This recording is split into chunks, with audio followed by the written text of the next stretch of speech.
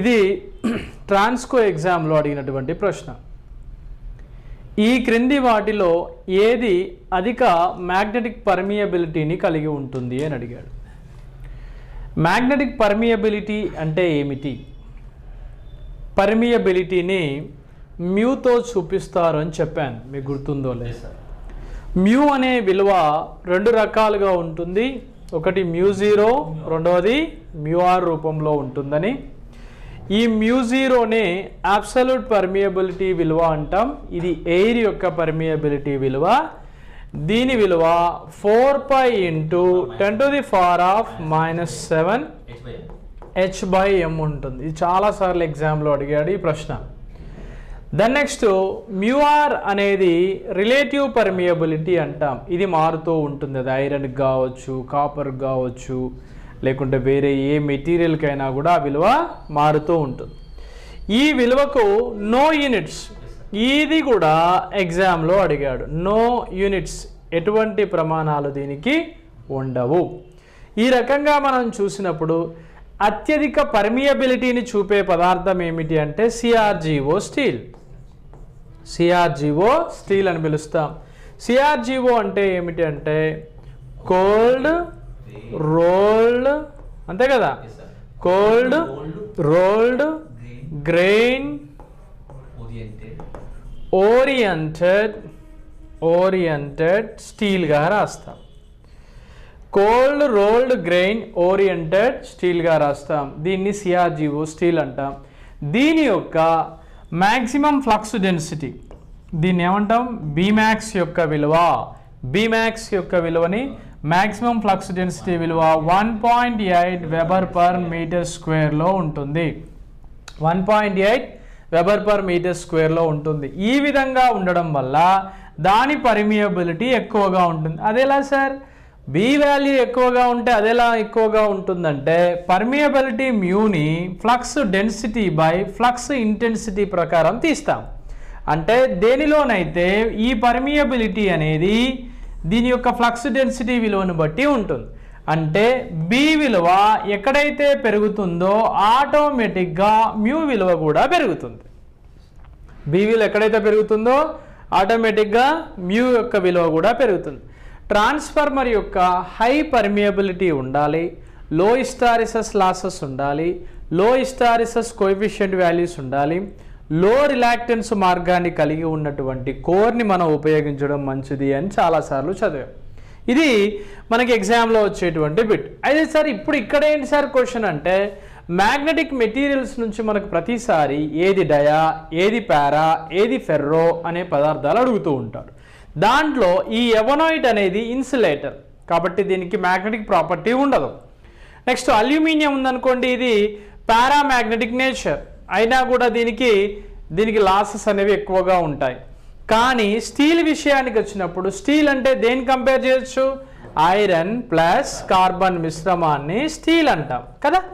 Iron plus carbon యొక్క మిశ్రమాన్ని steel అంటాం.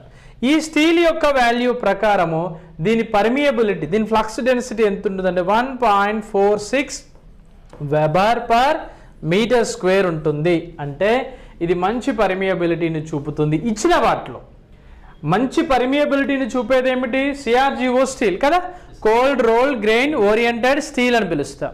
ఇది మంచి పర్మియబిలిటీని చూపిస్తుంది. కానీ ఇచ్చిన వాటిలో బెస్ట్ ఏంటండి అంటే స్టీల్. అందుకే స్టీల్ని మనము ఎలా వాడతాం, హై సిలికాన్ స్టీల్ అనే పేరుతో లామినేషన్ పర్పస్లో కూడా ఉపయోగిస్తాం.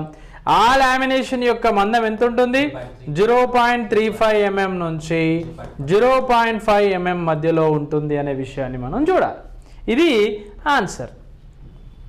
ఓకే, రాగి ఉంటుంది కదా, కాపర్ అండ్ ఆల్సో పారామ్యాగ్నెటిక్ నేచర్, కానీ అంతగనం పర్మియబిలిటీని చూపించదు. ఓకే, ప్రతిసారి అడుగుతాడు ఇక్కడ అయస్కాంతాల మీద ఖచ్చితంగా, అది ఏపీ కానీ తెలంగాణ కానీ, వాడు ఖచ్చితంగా బిట్ అడుగుతున్నాను. ఏంటా బిట్టు,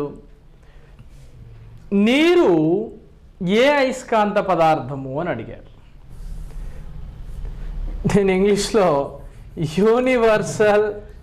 యూనివర్సల్ సాల్వెంట్ అని పిలుస్తారు. సార్వత్రిక సార్వత్రిక ద్రావణి అని పిలుస్తారు. నీరు లేకపోతే అసలు ఏదీ లేదు కదా. అలానే అయస్కాంతానికి సంబంధించి మరి నీరే ఎందుకు అడగాలి?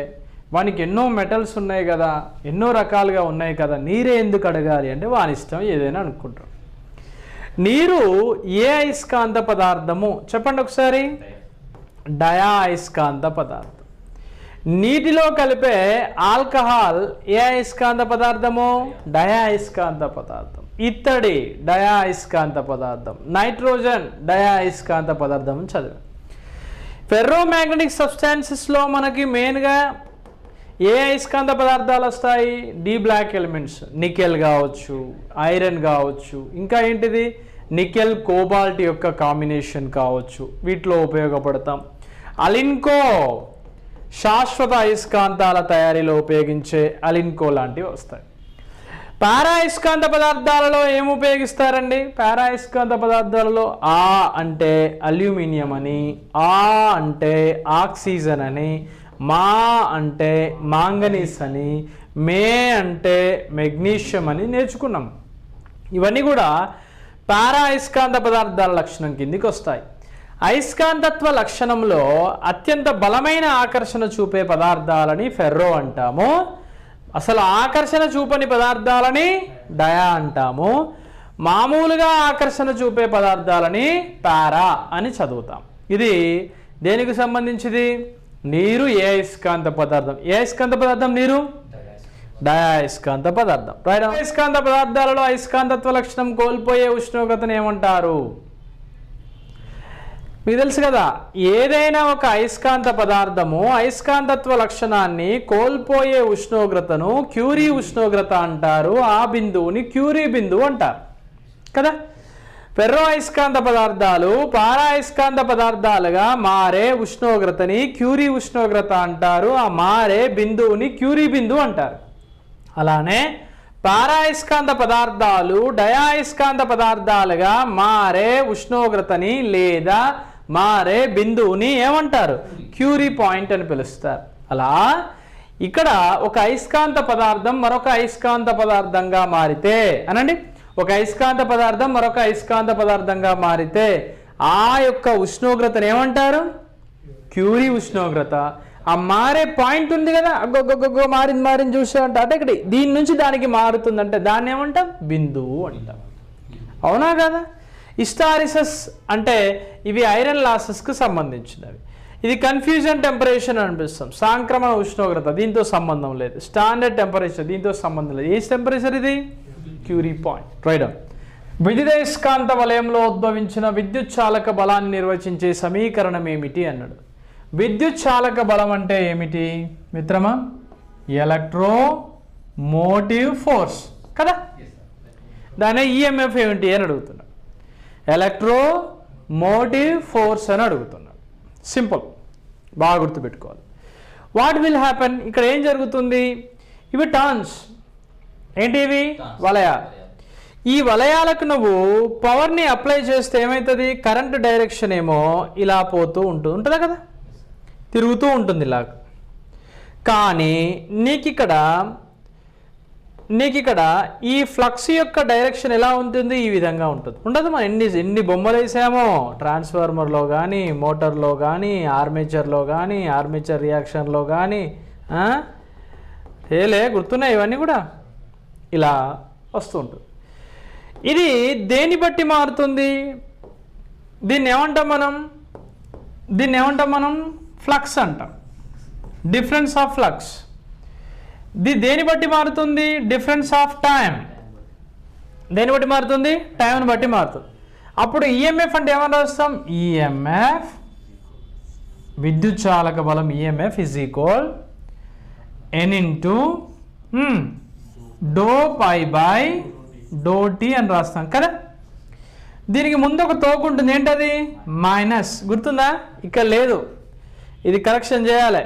దీని యాక్చువల్లీ ఏంటి? Is equal is very good. Is equal minus N into do phi by do T. Do phi by do T. దీంట్లో ఏసీ సర్క్యూట్స్ నుంచి ఈ క్వశ్చన్ దీనిలో ఇక్కడ ఏం జరుగుతుంది, ఫస్ట్ మనం ఏం చేయాలంటే బాగా వినండి, ఏమీ తొందరపడినక్కర్లేదు. ఫస్ట్ ఆఫ్ ఆల్ ఇలా రాయాలి, ఉన్నది ఉన్నట్టుగా రాయాలి. b = ఎంత ఇచ్చాడు 100 sin 628 t అని రాయాలి. చూసే తొందరగా రాయేస్తుంది కదా. దాంతోపాటు సూత్రం ఏంటిది, v = Vmax sin ωt అని రాయాలి. ఒమేగా టీ అని రాయాలి. ఇప్పుడు మళ్ళీ ఇట్లా ఈక్వేషన్ రాసిన తర్వాత ఏం చేయాలి చెప్పండి. టీకి టీని తీసేయాలి, ఇట్లా సింపుల్గా. సైన్కి సైన్ తీసేయాలి. మనల్ని అడిగింది ఇదే కదా. ఇక ఈ Vmax అని ఎక్కడ అడగలేదు కాబట్టి Vmaxతో సంబంధం లేదు. అంటే ఒమేగా = 628 అయిపోయింది. ఆన్సర్ వచ్చిందా అంటే వచ్చినట్టేగా. ఇట్లా నువ్వు కనిపెట్టావు అంటే ఆన్సర్ వచ్చినట్టే. ఏం చేయాలి అప్పుడు నువ్వు, ఒమేగా = 2πf. వాస్తవానికి మన ఇంట్లోకి వచ్చే కరెంట్ ఎంత, 50 కదా ఫ్రీక్వెన్సీ. అప్పుడు ఎంత రాయాలి, 50 × 2 × π అంటే ఎంత 3.14. అప్పుడు వేస్తే 100 × 3.14 అంటే 314 రేడియన్ పర్ సెకండ్ వస్తుంది. Radian per second. కానీ ఇక్కడ నీకు ఎంత ఉంది, 628 ఉంది.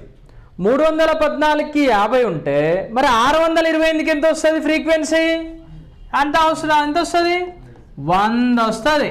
100 హెర్ట్జులు వస్తుంది. ఇక హెర్ట్జులు రాగానే మనకి ఏం సంబరము, ఓకే అన్నిట్లలో చూడు 100 ఇందులో ఉంది 100. ఇక మిగతా ఈ 2 ఆప్షన్సే కావు, మనం తీసుకోవాల్సింది ఈ 2. అప్పుడేం చేయాలి, ఇందులో ఏది కరెక్ట్ అని చూసుకోవాలి, ఏది కరెక్ట్. అప్పుడేం చేయాలి చూడు, t = 1/f. t = ఏంటి 1/f. వాట్ నెక్స్ట్ ఇక్కడ ఏమొస్తుంది, t = 1/100. 1/100. దీనికి ఏం చేయాలి చెప్పు, 1/10 అని మా సార్ చెప్పిండు. 0.1. 1/100 0.01. ఇది టైం కాబట్టి ఏమేయాలన్నా 0.01 సెకండ్స్. ఆన్సర్ ఏంటిది, ఆప్షన్ ఇప్పుడు first is the right answer.